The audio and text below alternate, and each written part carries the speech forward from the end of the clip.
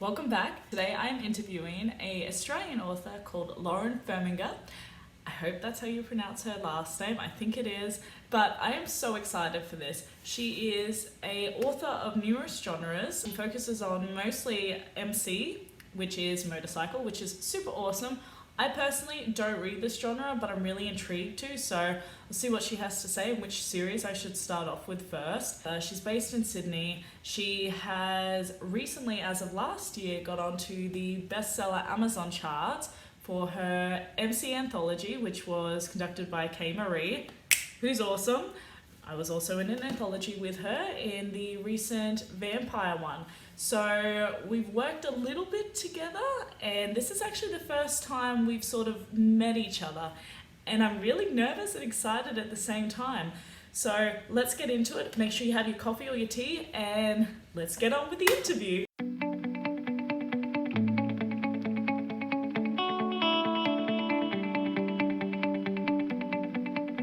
So, you live in Sydney, Australia. One, what is it like to live in Australia? But also, I want to know what's the most bizarre place you've ever lived in your life? Well, at the moment, living in Australia is pretty hot. Yeah. It's summer there now, isn't it? Yeah, it is. And it's been one hell of a summer. How have you been going with that? Because you had fires, now you've got droughts, don't you? Not droughts, sorry, floods. Floods, yeah. Where I am in Sydney, it's southwest, so we were safe from the fires and all that. But now that they're out, it's good. There has been flooding up like Queensland way, but down here it's not been too bad. But now the rain stopped, it's not as hot, so it's kind of calming down now. I think coming into the cooler months, it's just gonna keep getting cooler, hopefully. So you live where about, actually, wrong question. Whereabouts in Sydney do you live? We'll just put your address down here. No, I'm kidding. What section in Sydney? Like, do you live like smack bang in the middle, or do you live like in suburbia, or? I'm more in suburbia, so I'm out like southwest on the way down to Wollongong, all that kind of stuff. But I'm not. I think it's about 15 minutes from Campbelltown, which is the next big city. Have you had any encounters? This is the one that I love asking Aussies, because every other country is just like, that's scary. Have you had any bad encounters with snakes or spiders? No, I'm pretty lucky with that. I haven't encountered any snakes. Like, we get the huntsmen and stuff, but I'm one of those people, as if they're fine if I can see them. It's when they disappear that I worry. Especially the huntsmen, they're so big as well. So it's like when they disappear, it's like, crap, where are you hiding and how? When you leave the room, you're like, I'm just going to get a dustpan and brush, and I'm going to kindly sweep you onto this and remove you from the room, and then you come back and it's gone, and you're like, shit, where did you go? Basically, yeah. Or they sit above the door, and it's just like, well, I don't want to leave my room now, so I'm just going to sit here. You can have the door. You're like, that's fine, curl up with a book, that's fine. So what's the weirdest place, or not weirdest place, but the most bizarre or random place you've ever lived, or have you always kind of lived in Sydney? I've only ever lived in two places, so I grew up in Goulburn for 15 years. Yeah.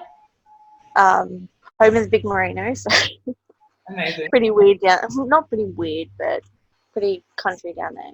Yeah. Everyone knew everyone, but like my dad and my mum were in the bushfire brigade, so everyone knew. Wow. Like, we all grew up around that, so. How did they go with the fires? Because no, they actually stopped doing that once they moved to Sydney. I mean, they joined the SES for a couple of years, but they haven't really had much to do with that in the last couple of years. When was the moment that you realised you wanted to be an author? I don't think there was one specific moment. I've always been a reader growing up. Like, growing up in Goulburn, there's not really much to do, so while everyone was out playing, like, I'd have a book in my hands. And my grandpa and my dad or my mum, they'd always be reading, so like I just picked that up growing up. And then I think the first moment I realised I want to do this was SAE 2014, when I met all the indie authors. I'm like, holy crap, there's you can do this. You don't need to go through a publisher.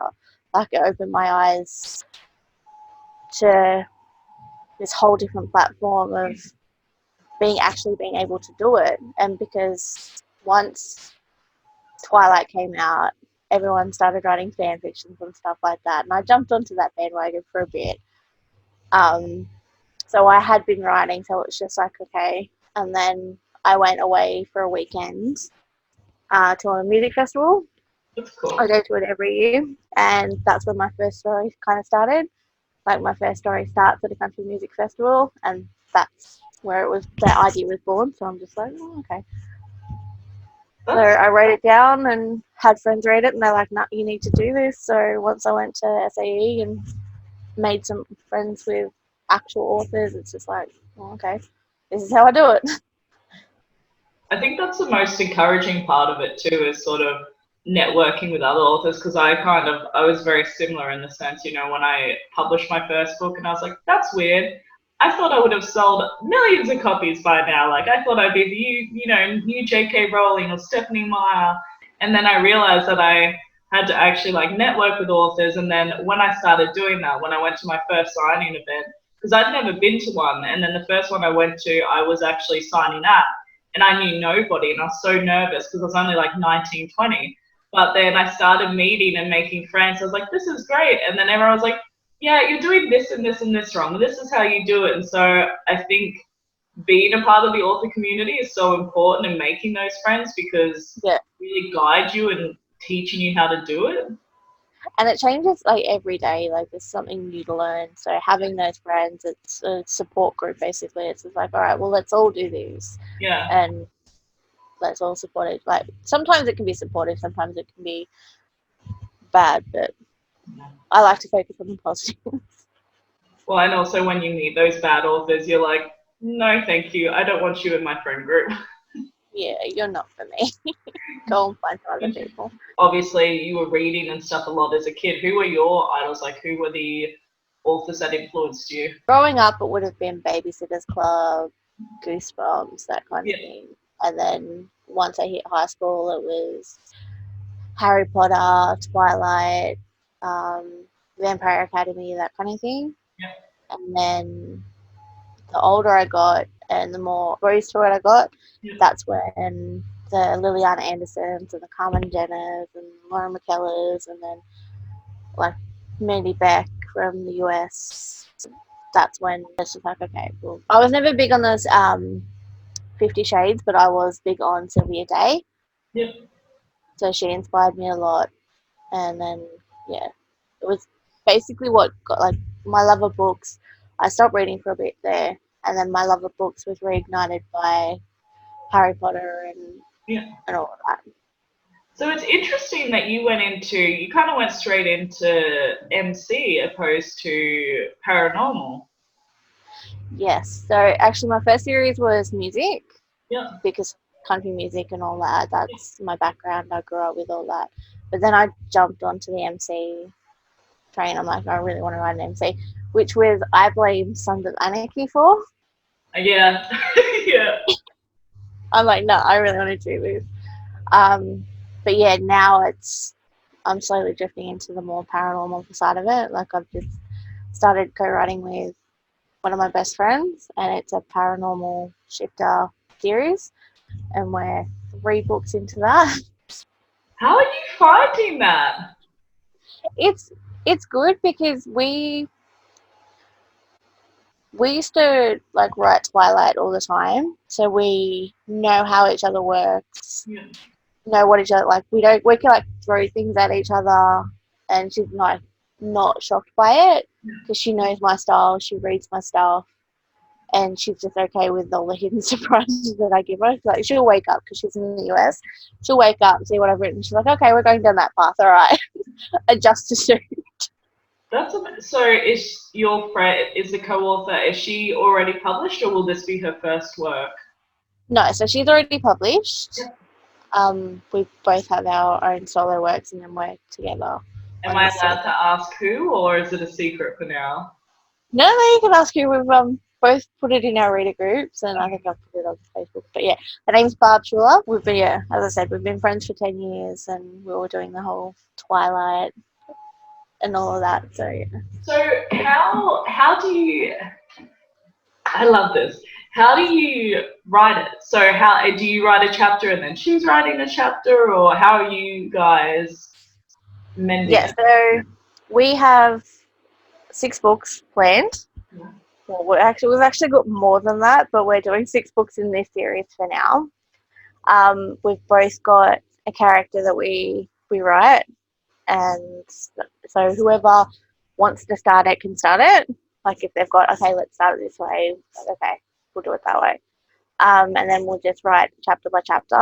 So we've both got all of our chapters and all of our outlines and all that stuff in G-Docs so that we can both access it whenever, wherever. So she's like, oh, I'll read this. I can jump on my G-Doc and say, okay, yep, that's fine. And it's like, okay, finish it, read that. So yeah, we do it that way. And that way we keep it all in the one place, so we're not having to copy and paste it, and then she takes the files and puts it in one document and then sends it to the editor for them to look over.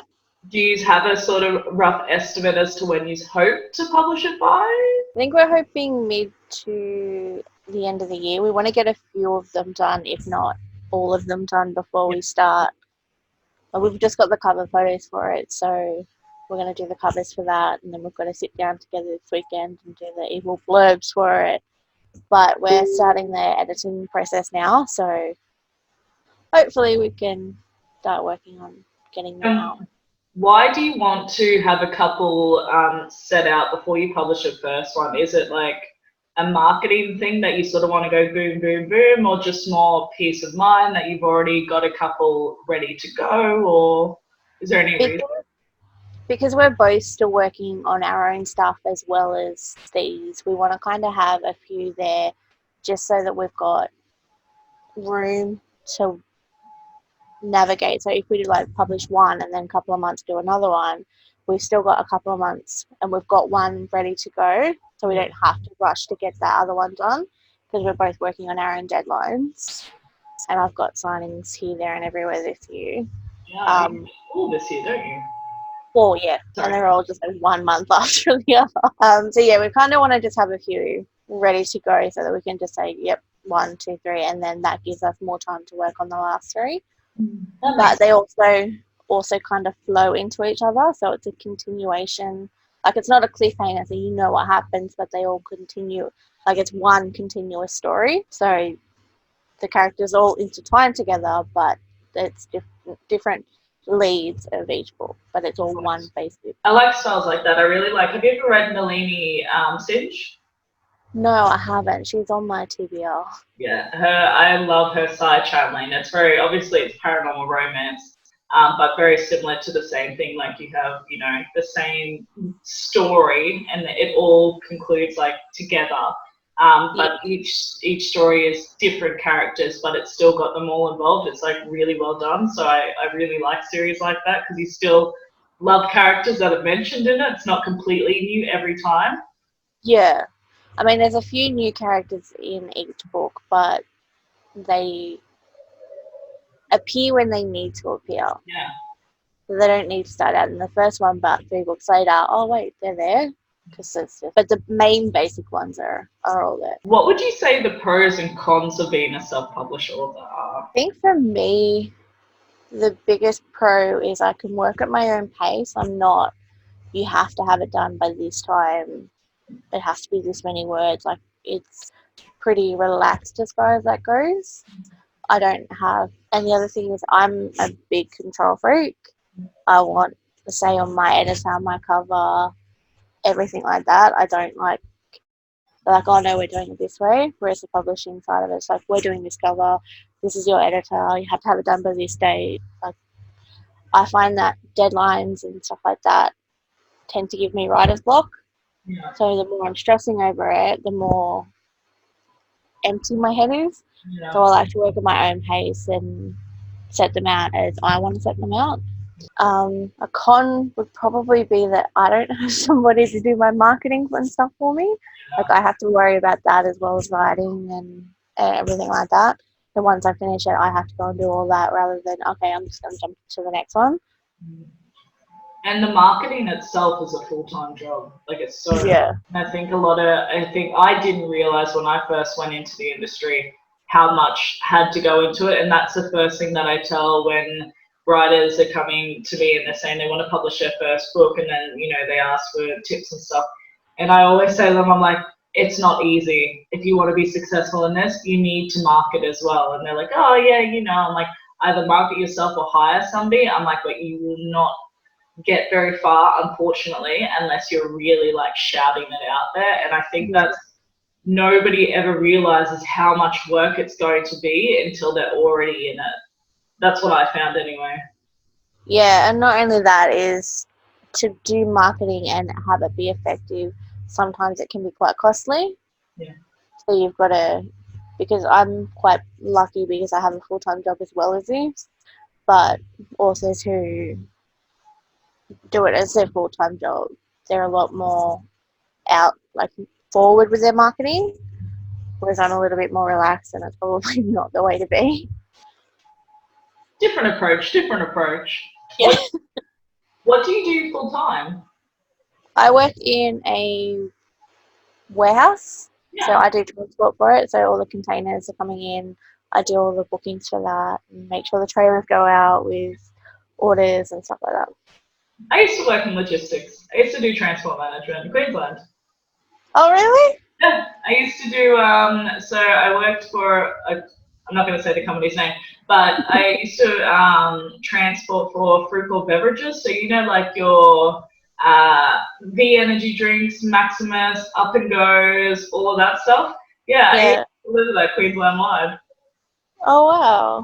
Random. Yeah, we've got a big, no, not one. We've got a few different clothing brands in our warehouse.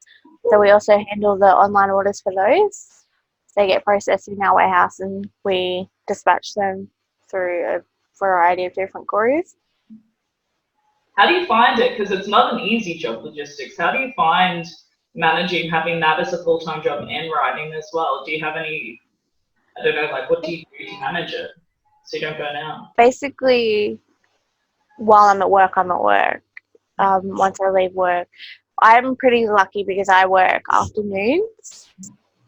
So I can do my writing in the morning or I can do it after work because I don't have to be at work until 2.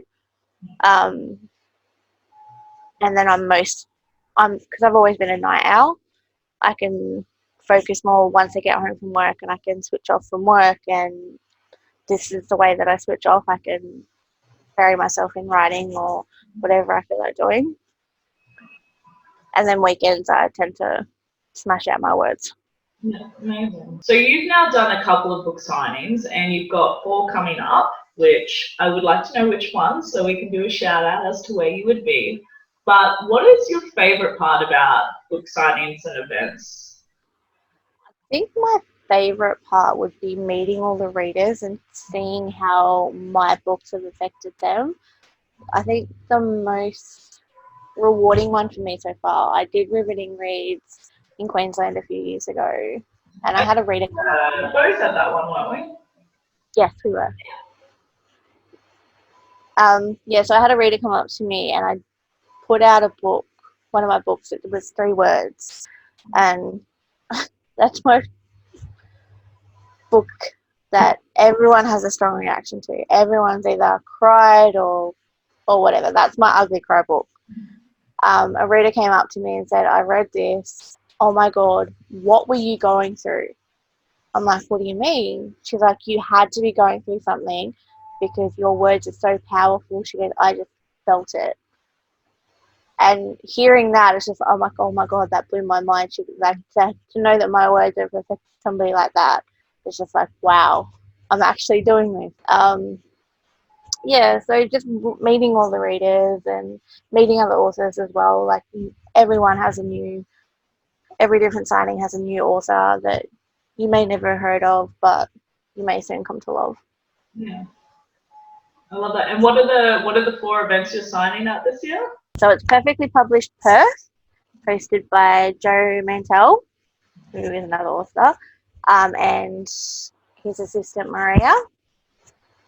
She's helping him out with that one, and that's in July, Perth Town Hall.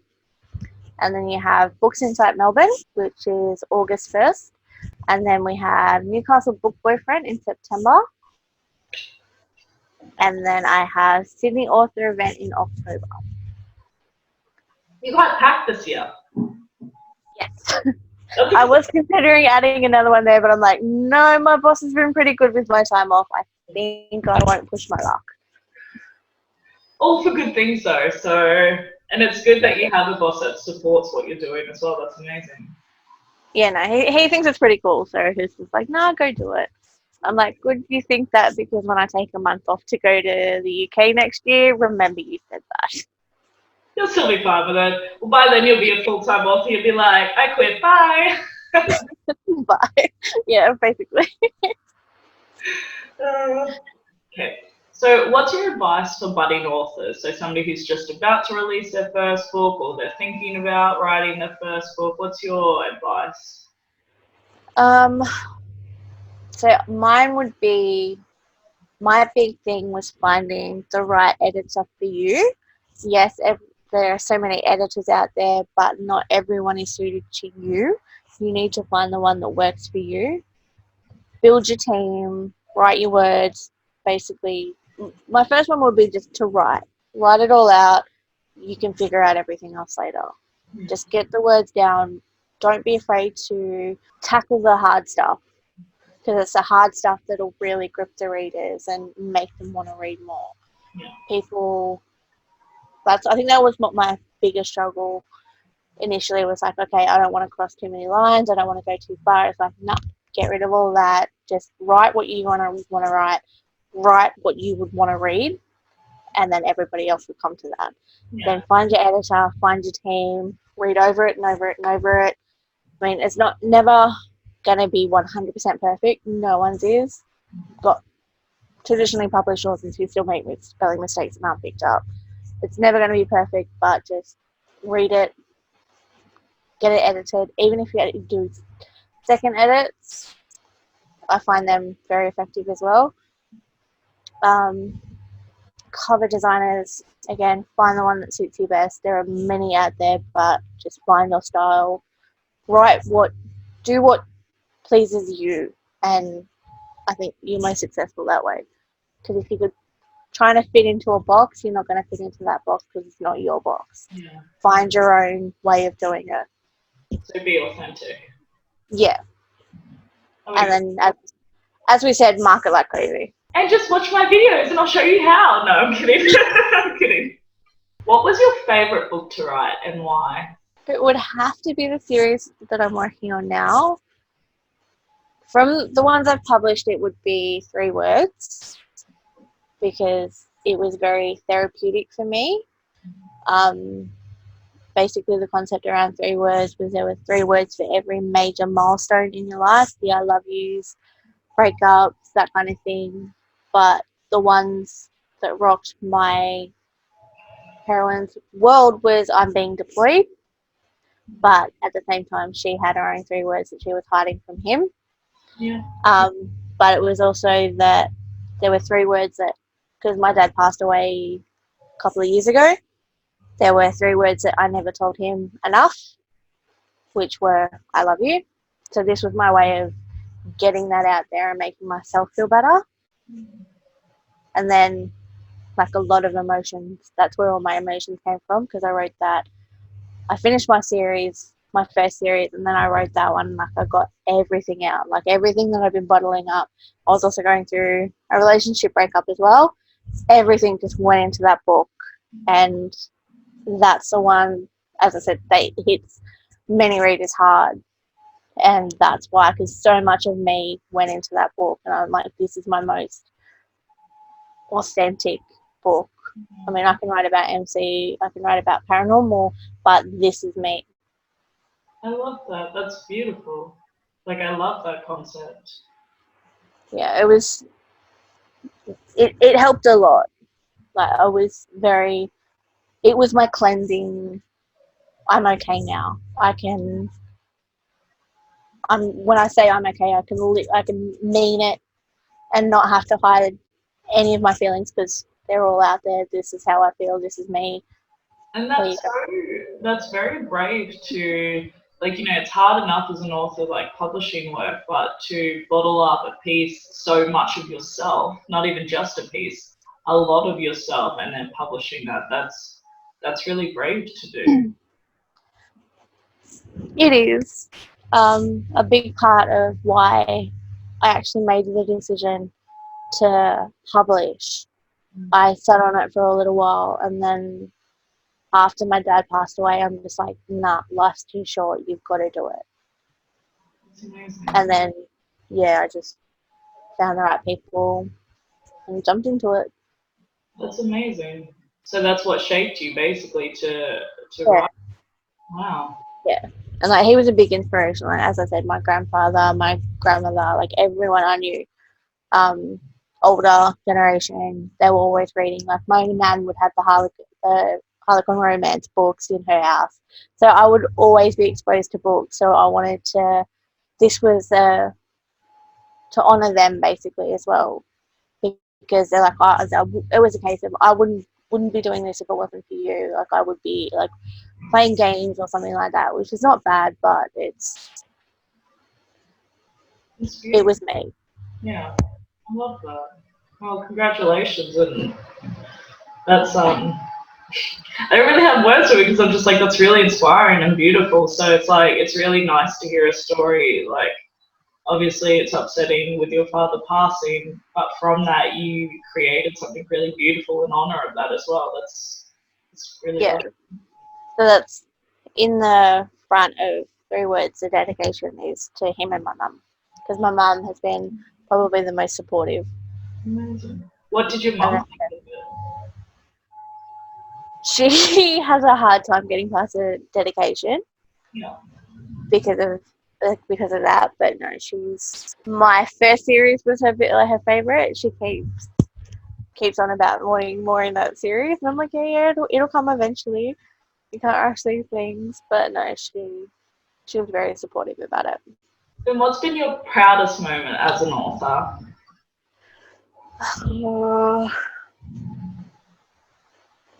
I think my proudest one would be making the Amazon bestseller list with the Anthology. Which anthology was that? That was the Dirty Dozen MC. When that came out this year, didn't it? 2019. 2019, yeah. Amazing. Did you do anything to celebrate that? No, I had to work. Oh. I found out we got because we hit Australia first, and then it hit international. Amazing. So once we hit international, I'm just like, whoa, I've got to go to work. And that was organised by Kay, wasn't it?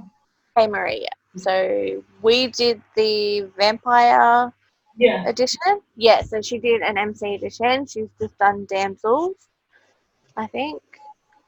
And then I think she's got a few more planned that I'm part of as well. But the MC one, you had some pretty amazing authors in there. Amazing. Congratulations. Thank you. It's still a bit of a shock that I actually hit it, but no, it's probably the thing. You've been working hard. Eventually going to happen, and the sooner the better. Yeah, that's it. If you won $5 million in the lottery, what would you do in this first 6 months? I would take a break from work and travel. Amazing. Where do you want to travel to? See, my bucket list places are Ireland, which fingers crossed I'll hitting next year. Norway, because I want to go and see the Northern Lights. There are a few places that you can go and see them, but I've got it in my head that I want to go and see the Northern Lights from an igloo in Norway. Wow. So I want to go and do that, and I want to. If I had the money, I would take my mum with me because she wants to go into Norway and she wants to go into London and all that. So. Well, you got $5 million, remember? So you're fine. You can take your mum anywhere. Yeah, so there's a cruise that you can do. It goes to London, I think London, Paris, and then Norway. So I would take her on that. Amazing. Build my dream room, basically. Yeah. Like wall-to-wall bookshelves and books, and just fill it. Oh, that'll be so good. And I think travel is so kind of not essential for an author. Like you don't have to, but I didn't start traveling until I really started writing, and then I was trying to get my books out there. So it was probably because I was a writer that I wanted to explore more of the world, which is why I've traveled so much in the last 3 years. So because Yeah, you said this year not this year, sorry, but you've traveled a couple of times now for the first time since being an author. I have. So my first time out of Australia was to the UK for a signing in Wales. And then last year, thanks to Kat Mason, I went to this Books by the Bridge, San Francisco. Then I've done New Zealand as well. And I feel that since doing those, it's helped me find new readers and it's just opened up more of the market to me, because being in Australia, we don't get that much exposure without really pushing ourselves, and going over and actually meeting new readers. Like, they may never have heard of me, but they'll take a bookmark, they'll look me up later, they fall in love with my stuff, but at least my name is out there to them. And yeah, so traveling it's not essential, but it helps a lot in the marketing sense. What has been your largest obstacle as an author? Self-doubt. Self-doubt is a major obstacle for everybody, just getting over that. And I think the most important thing is to have a very supportive team around you, whether it's friends, family, whatever. It's just to get you out of your head, because being an author, you're so much in your head dealing with all these characters and writing their stories. You feel what they feel, so a lot of self-doubt comes into it. They're like, is this any good? Are people going to like this? And you've just got to find your own ways to push past that and deal with your own insecurities about that, and just have that team around you. If you have negative people around you, it's always going to put you into that. But having those positive people that aren't afraid to tell you, to because my sister does my beta reading for me, and she's one of the people that I count on most, because she's not afraid to hurt my feelings. Yeah. Because she's my sister, she'll just tell me to suck it up. But you need those people who aren't afraid to tell you how it is, because you need your best work, and to have that team around you, it'll help you out of those dark times. See, that just answered. So my next question was going to be, as an author, it's very hard to build the confidence. I know that I really struggled with it for the first year, to have confidence in your work and in yourself. And I was just going to ask how you dealt with that. But obviously having the right team and right people around you definitely builds your confidence. Yeah, it does. I think I would be lost without. Even my editor, she's not afraid to tell me how it is. She's like, nah, you really need to do this. And if she tells me that I really need to do something, then I'll listen to it. But like the small things like creamer and in books and stuff like that, it's just like, no, I'm not going to stress too much over that. But it's the big stuff. It's like, okay. And the person, Barb, who I'm co-writing with, she's not afraid to tell me how it is either. So that's why she's probably one of the only people that I could co-write with, because we both have a similar style. But again, we're both not afraid to tell each other how it is, because we've got 10 years of friendship under our belt. So honestly, yeah, basically. Like, you don't want people who are going to blow smoke up your ass at the end of the day, because it's not going to help you in the long run. No. That's why I absolutely love, like, everyone, focus on reviews, and they only want good reviews, but you don't really learn from those. It's the ones that, be like, these are the things that I don't think that worked, and that's the only way as an author you can really grow as a writer. Yeah, you need, as much as they hurt to read, you need the negative reviews, because it's only gonna help. I mean, it sometimes on Goodreads you get lost in the negative. So you need the positive ones to boost you back up, but the negative ones, the 1 stars or whatever they may give you, they help unless they're stupid reasons. What? How did your family and friends react when you first told them you were writing a book and you wanted to publish it? Friends were a bit shocked. Yeah. They're like, "Oh wow, I didn't realize that you wanted to do that." But my family was really supportive about it. Mm-hmm.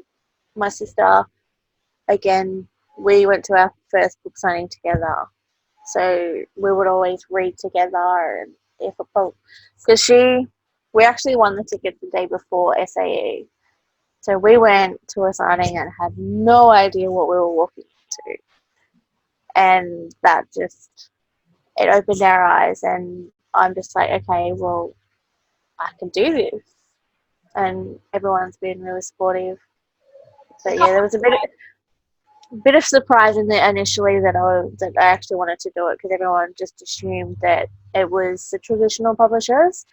They're like, "Oh, you're going to be in bookstores," and I'm like, "No, not necessarily. It's just I'm going to be self-publishing. There's other ways out there." So it was kind of like fate a little bit that you won those tickets to take you to the book signing, and then that's where you decided, I can do this. Yeah. If it wasn't for that, I think not sure it would have happened as quickly as it did. That's so cool. I love that. I love me a good fate story. So what was the reason that you wanted to start MC, which is motorcycle clubs? Why did you choose that theme particularly? Again, I blame Sons of Anarchy for that. But also, one of my best friends at the time, we would watch Sons of Anarchy because she's over in the UK. So we would watch Sons of Anarchy and we'd talk about it. We're like, we would do alternate endings. Basically, we would sit down and like, oh, I'd do it this way, or what would happen if this happened, or something like that. And it's just like, well, why don't I write it? Yeah. And put my own spin on it. So, yeah, I came up with Raven and his bunch of misfits. That's cool. But yeah, basically it all started with Sons of Anarchy. It's ruined people's lives, I tell you. No, I'm kidding. For the better. Bloody Jax. Well, it's a good reason though. Very good reason. Okay. So who was your greatest mentor or inspiration when you were writing the first book? And how long did it take you from when you decided that you wanted to write your first book? How long did the process take you to publish it? Because I was always writing fanfics and stuff like that, once I got the idea of that story in my head, I just started to write it out. And then once I figured out that you can actually do it and not need all the bells and whistles that a traditional publisher can give you, I sat down and I finished writing it. I think I finished writing it in October of 2015 and started it, would have been April. And that was just doing it every other day or here and there whenever I felt like doing it. Once I started taking it seriously, the time it took me got shorter and shorter, depending on how vocal the characters were being. And then once I finished writing it, I spent because it was my first one, I'm like, nah, I want this to be as perfect as I can get it. I finished writing it October or November 2015 and then published it in April of 2016. So in regards to your fan fiction, I'm intrigued. Where did you post them? So you were obviously doing that for a while before you published your first book. Were you publicizing them online, or was it just for friends, or? There was one fanfic that I publicized online. It was, can't remember the website, but I think it was fanfic.com. It was one of the big fanfic websites. So I posted that one on site. But there's a whole world of it out there.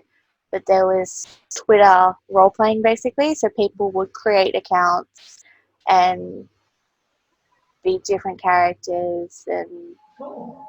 yeah, you can write your own stories, and like even if you don't follow everybody, like you would just this group of people, they would do it. Like some of them did Twilight from the beginning and did that. Some put their own spin on it. Some just completely. And then once people realized you could do it with Twilight, that started to do Harry Potter as well, and some did X-Men. Like it was a whole new world of how you can write, basically. And we were doing that for, I've known her 10 years. It would have been about 6 years before I sat down and started putting it to pen to paper, basically. That's amazing. I've always Yeah. been by that because I've never done the fan fiction myself, but I know like a lot of authors have like come from that, and I think you're the first author I've ever actually spoken to that really started off like that's where they started writing and then they became a published author. So I was just like really intrigued how that world works. It's really interesting. It was basically, fanfics was just a way of getting your creativity out there, and then as you progress as a writer, your stories change and you want to make your own voices and you want a home for them. So doing fanfics and stuff like that, it's just a way of doing that without having to go through, like you've got Wattpad and all of that, so that today's a lot better than what we had growing up to be able to post things on, because it gives you that outlet and it's not in your head, and you don't have to worry about, if you don't want to put your name to it, you can come up with aliases and stuff like that. That's so cool. And what now I kind of want to hop online and like check out some of them because I'm like, oh, I think I did when I first started looking at publishing my first book, but that was years ago. So I might have another look to see what everyone's doing. I'll send you a link to mine. It was a really hot Caius and Felix MM. Do you want? Yeah, and I'll like paste the link like on this, so if anyone wants to check it out. Okay, yep, I'll send you the link. Please, that's awesome. So this is my favorite question. What is your biggest goal? What's the dream? What are we going for as an author? What is the stars for you? What are we chasing? I would love to be able to do this full time. If I can do this full time and have it be big enough that I can support myself, help take care of my mum, keep a roof over our head, and just be comfortable. Yeah. I would love to be able to do that and just be able to like travel and not have to worry about getting time off for work or anything like that. Just this be my living. So being able to make a full-time income from doing what you love. Yeah, basically. It's a beautiful dream. And you're going to get it. Just keep writing those books and you've got this. That's it. So I love to do like little random questions at the end. So the first one is, what's your favorite book like to read? Who's the author and what's the title and why? Oh, this is like picking your favorite child. It would have to be the Cage Love Duo by Mandy Beck, which is Love Hurts and Love Burns. It's MMA. Yeah. He's an MMA, and I just read that and I've fallen in love with it. So what's MMA stand for again? Sorry. It's the mixed martial arts fighter. That's cool. Oh, gotcha. Wow. Yeah. But you can tell I don't. You can tell I've just outed myself. Yes, that would. I hadn't heard of. No, it's sports romance. So who's your favourite author to follow? I have a few. Yeah. So Mandy Beck, Laura McKellar, she's Aussie.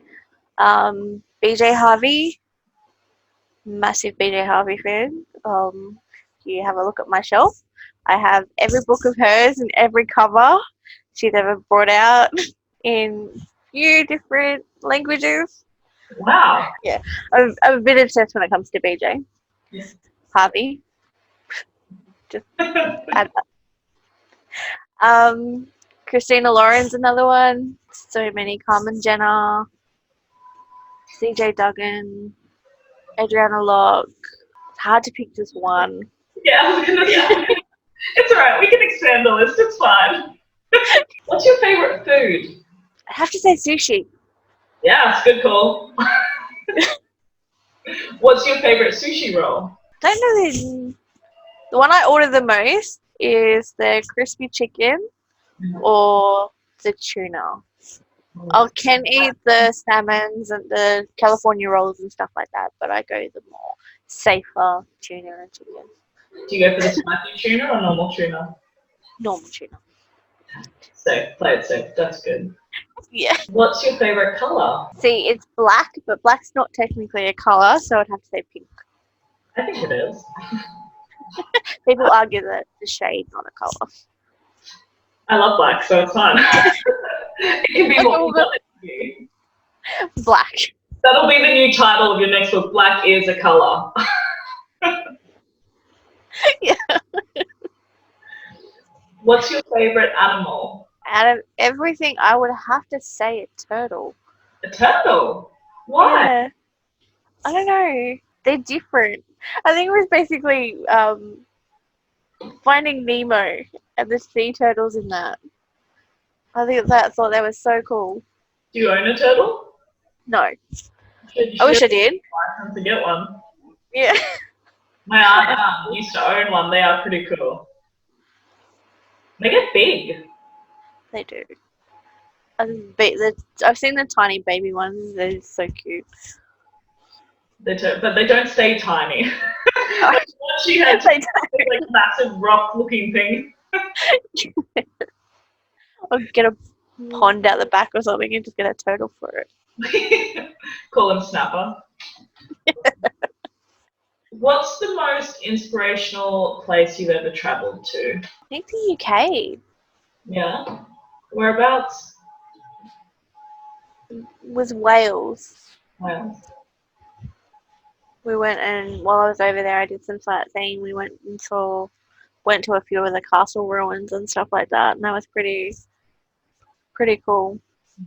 I think it's so different too over here in the UK because it's part of the reason why I decided to move to Scotland, because like Australia has all the architecture is modern and new, and there's nothing wrong with that, but when you come over here and you see a castle for the first time, your mind is blown because we don't have that in Australia, and they've got so much history here, and we just don't have that.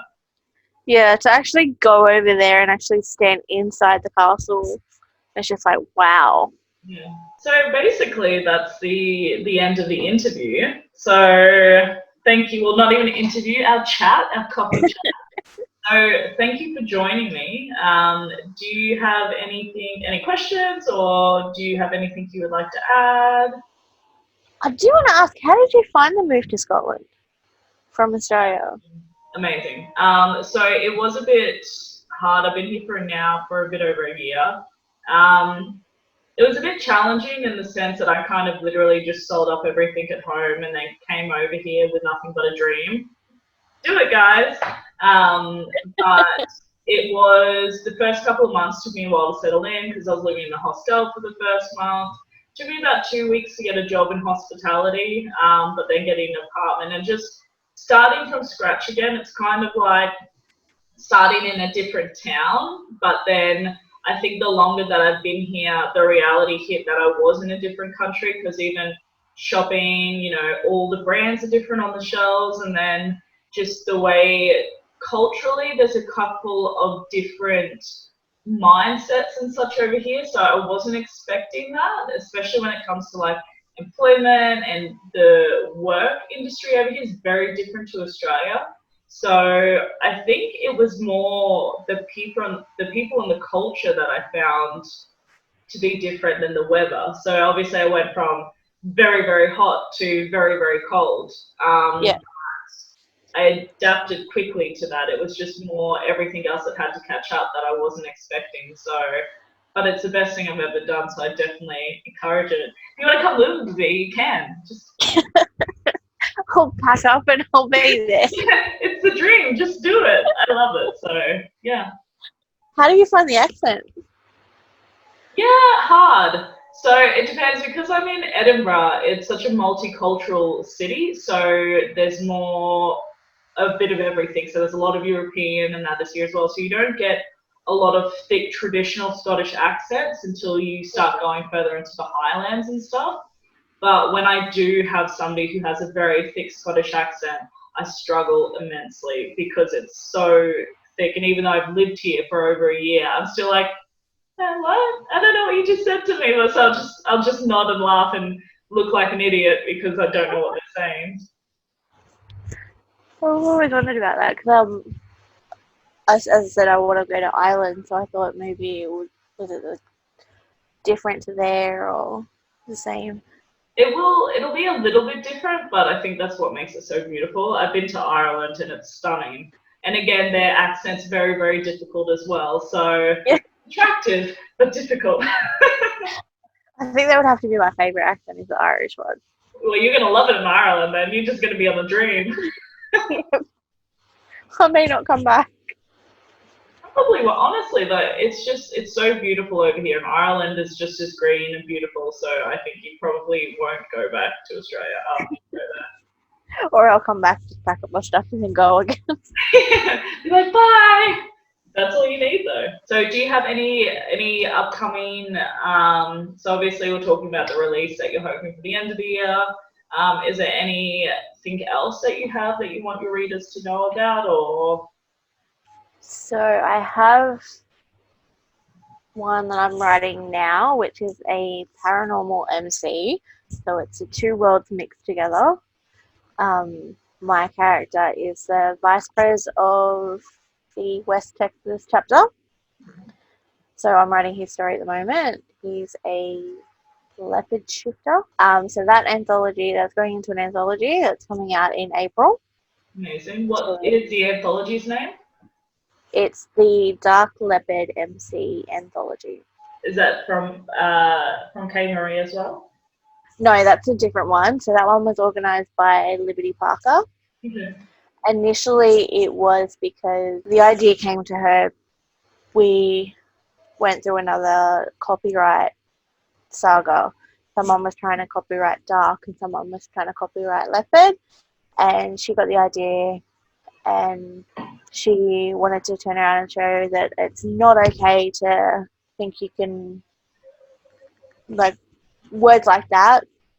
It's the English dictionary. She wanted to basically get it out there that we need these words. You can't just go and, yes, it's your brand, but doing them like that, it hurts us. Yeah. So she basically wanted, now that is no longer happening because the author pulled the copyright, we're still going to go ahead with it because the concept was a really fun idea to mix the two together because you don't see many like that. So that'll be coming out in April. I'm excited to read the other stories in that because we've done two. We've done Michigan and we've done Texas. So you've got north, south, east and west Michigan and north, south, east and west Texas. So each one will be getting, Michigan will be going into one book and Texas will be going into another. That's cool. Yeah, excited to do that. Amazing. So we'll look out for that one in April. Yes. Amazing. I'll send you the link for that one as well. Okay. I'll link you to the group for that. That's got all the updates in it, and if anyone wants to go and follow that, they can come and join the group. Yeah, please do. That'd be awesome. I'll put it down on the comments. Well, I think that was a massive success. I think so. Yeah. It's not nerve-wracking. We just talked and it's great. Yeah, just an informal chat.